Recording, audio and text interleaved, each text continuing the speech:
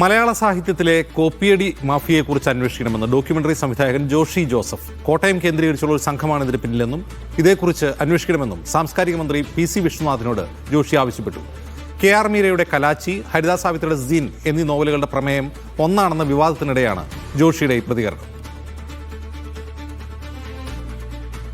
ഈ വോട്ട് ചോരിക്കെതിരെ രാഹുൽ ഗാന്ധി ദേശീയ തലത്തിൽ മുൻകൈയെടുത്ത് പ്രവർത്തിക്കും പോലെ കേരളത്തിലെ പുതിയ സാംസ്കാരിക മന്ത്രിയായ PC വിശ്വനാഥിനോട് എനിക്കൊരു അഭ്യർത്ഥനയുണ്ട്.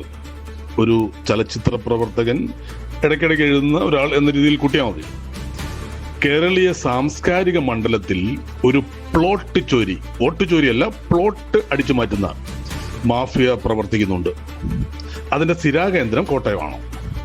ഒരു പത്രാധിപരും അദ്ദേഹത്തിന്റെ എഴുത്തുകാരിയായ ഭാര്യയുമാണ് അതിന്റെ സാരഥികൾ. സിനിമയിലും സാഹിത്യത്തിലും ഇതിനെതിരെ എന്തെങ്കിലും ചെയ്യേണ്ടതുണ്ട്. ഫെഫ്കയിൽ രജിസ്റ്റർ ചെയ്തു കഴിഞ്ഞാൽ സിനിമയിൽ ഏതാണ്ട് ഒരു സംരക്ഷണം പ്ലോട്ട് ചോരിക്ക് ഇപ്പോൾ കിട്ടുന്നുണ്ട് എന്ന് വെക്കാം. എന്നാൽ സാഹിത്യത്തിന്റെ കാര്യം കഷ്ടമാണ്. മുഖ്യമന്ത്രി VD സതീശൻ ഒരു നല്ല വായനക്കാരൻ കൂടിയാണല്ലോ. അദ്ദേഹം കോപ്പിയല്ലാതെ മൗലിക രചനകൾ തന്നെ വായിക്കാൻ ഇടപെട്ട്. കാരണം അദ്ദേഹത്തിന്റെ സമയം, മുഖ്യമന്ത്രിയുടെ സമയം നമ്മുടെ സമയം കൂടിയാണല്ലോ. അതുകൊണ്ട് ഇത് സാംസ്കാരിക മന്ത്രി ഇതൊന്ന് സീരിയസ് ആയി കൺസിഡർ ചെയ്യണം.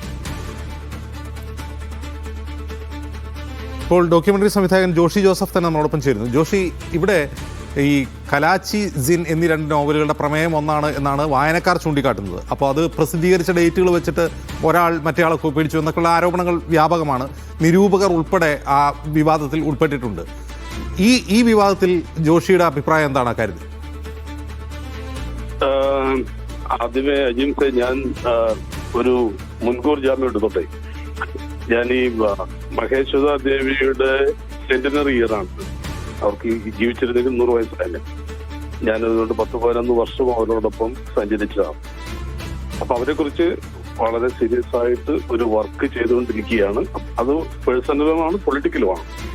അപ്പൊ ഇപ്പോഴാണ് ഇവിടെ BJP അധികാരത്തിൽ വരികയും ഈ സിനിമ ഇവിടെ കാണിക്കാൻ കഴിയുമോ എന്ന പേടിയിൽ ഞാനിത് കംപ്ലീറ്റ് ചെയ്തുകൊണ്ടിരിക്കുകയും ചെയ്യുന്നത്. അതിന്റെ എഡിറ്റിംഗ് കഴിഞ്ഞിട്ട് തിരിച്ച് നാട്ടിലേക്ക് വന്നിട്ട് ഇതിന്റെ സൗണ്ട് ചെയ്യണമെന്ന് വിചാരിച്ചിരിക്കുകയാണ്.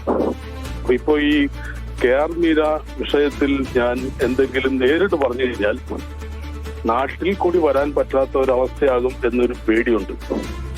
അത് അത്രയ്ക്കും ഒരു ഈ മാഫിയയുടെ ഒരു പ്രത്യേകത എന്ന് വെച്ച് കഴിഞ്ഞാൽ, മാഫിയ ആദ്യം പറയുന്നത് അങ്ങനെ ഒരു സംഗതി ഇല്ല, ഞങ്ങൾ നിലനിൽക്കുന്നില്ല എന്നാണ് മാഫിയ പറയുന്നത്. അപ്പൊ അത് ഇവരെല്ലാം ഒരു ബ്ലേഡ് കമ്പനിയാണ്, മാഫിയാണ്. അപ്പൊ അതുകൊണ്ട് കേരളത്തിൽ കൂടി തിരിച്ചു വരാൻ പറ്റാത്തൊരവസ്ഥയാകും എന്തായാലും പറഞ്ഞു കഴിഞ്ഞാൽ എന്നൊരു. അല്ല ജോഷി, സാധാരണയായി ഇങ്ങനെ ഒരേപോലെ പ്രതിഭകൾ ഒരേപോലെ ചിന്തിക്കുന്നവരൊക്കെ ഉണ്ടാകും, ഒരേ പ്രമേയം പലർക്കും ഉണ്ടാകും. അതൊക്കെ സ്വാഭാവികമല്ലേ? അതിനെ കോപ്പിയടി എന്നൊക്കെ രൂക്ഷമായി ആക്ഷേപിക്കുന്നത് ശരിയാണോ? അതിന് നമുക്ക് ഡേറ്റ് നോക്കിയാൽ മതിയല്ലോ. അതായത് എന്റെ കാര്യത്തിൽ 2004 ഞാൻ one day from a hangman's life എന്ന് പറയുന്ന ഒരു സിനിമ എടുക്കുന്നു. 2014 മറ്റാണ് മീര ആരാച്ചർ എഴുതുന്നത്. ഈ ആരാച്ചർ എഴുതുന്നതിന് മുമ്പ് one day from a hangman's life എന്ന സിനിമ കണ്ടിട്ട് അതിൽ നിന്നും തിരക്കഥ ഉണ്ടാക്കാൻ ഫേബിയൻ ബുക്സ് മീരയ്ക്ക് കൊടുത്ത അസൈൻമെന്റ് ആണ്. അതായത് ഈ പഥേർ പാഞ്ചാലിക്ക് സ്ക്രിപ്റ്റ് ഇല്ല. പഥേർ പാഞ്ചാലി എന്ന സിനിമ കണ്ടിട്ട് എഴുതിയ സ്ക്രിപ്റ്റാണ്. അതേപോലെ ഈ one day from a hangman's life കണ്ടിട്ട് ഒരു സ്ക്രിപ്റ്റ് എഴുതാൻ വേണ്ടി ഫേബിയൻ ബുക്സ് മീരയ്ക്ക് കൊടുക്കുന്നു. മീര, ഞാൻ അതിന്റെ DVD കൊടുക്കുന്നു. അത് കഴിഞ്ഞിട്ട് മീര എന്നോട് പറയുന്നത് the violence in the film അയാളുടെ ബോഡി മൂവ്മെന്റ്സിലും ആരാച്ചാരുടെ ആ നിമിഷങ്ങളിലുമാണ്. So I am not able to write. എഴുതണമെങ്കിൽ അത് വേറെ എലിമെന്റ്സ് കൊണ്ടുവന്നു കഴിഞ്ഞാലേ നടക്കൂ. അപ്പൊ ഞാൻ പറഞ്ഞു പരപരാഗണമായിക്കോട്ടെ, എഴുതും. അങ്ങനെ നോവൽ എഴുതുന്നു. ഇതിൽ അക്നോളജ് ചെയ്യുന്നില്ല ഈ one day from a hangman's life എന്ന് പറയുന്ന സംഗതി. കാരണം അത് ഞാൻ മനസ്സിലാക്കുന്നത് കേരളത്തിലുള്ള മുടക്കുഴൽ സമ്മാനം അടക്കം ഉള്ള സമ്മാനങ്ങൾ ഒറിജിനൽ വർക്കാണ് എങ്കിലാണ് കിട്ടുക എന്നോ മറ്റോ ഒരു ധാരണയുണ്ട്. അപ്പൊ അത് ഒളിച്ചു വെക്കുന്നു. എന്നിട്ട് അതിനുശേഷം അവര് ചെയ്ത ഒരു പണി ഇപ്പോ ഈ സിന്നിന്റെ കഥയുമായിട്ട് കേൾക്കുമ്പോൾ എനിക്കത് ഓർമ്മ വരുന്നത്, ഞാൻ 2004 മുതൽ ഈ ആരാച്ചാരെ ഞാൻ ഫോളോ ചെയ്ത് വരികയായിരുന്നു എന്ന് അവര് മാധ്യമത്തിൽ എഴുതിയിട്ടുണ്ട്, അപ്പൊ പലയിടത്തും പറഞ്ഞിട്ടുണ്ട്. അപ്പൊ അതിങ്ങനെ ഈ തീയതികളിൽ ഒരു കൺഫ്യൂഷൻ ഉണ്ടാക്കി ആളുകളുടെ മനസ്സിൽ ഒരു ജലസ്ഥല ഭ്രമം, ഇത് ഏതാണ് ഒറിജിനൽ എന്നൊരു സംഭ്രമം ഉണ്ടാക്കുക എന്ന കാര്യത്തിൽ മീര മിടിക്കാം. ഓക്കെ, അപ്പോൾ ആരാച്ചാർ അന്ന് തന്നെ ആരാച്ചാർ നോവൽ ഇറങ്ങുമ്പോൾ തന്നെ ഈ ആരോപണം വായനക്കാർ തന്നെ ചൂണ്ടിക്കാട്ടിയിട്ടുള്ളതാണ്. അപ്പോൾ ആ ഒരു മുൻ അനുഭവം ഉള്ളതുകൊണ്ടാണ് ഇതും അങ്ങനെ ആവാൻ സാധ്യതയുണ്ടെന്ന് ജോഷി ആരോപിക്കുന്നത്. അല്ല, ഇത് 2000 ഇവര് NS മാധവന് അവതാരിക എഴുതാൻ വേണ്ടി കൊടുത്തിട്ട് മാധവൻ 2 കൊല്ലോ മറ്റോ കയ്യിൽ വെച്ചു. അത് 2002 മുതൽ മീര എവിടെയോ സീരിയലൈസ് ചെയ്ത ഒരു സാധനം അതായത് തീയതി കണ്ട് കളിക്കുകയാണ്.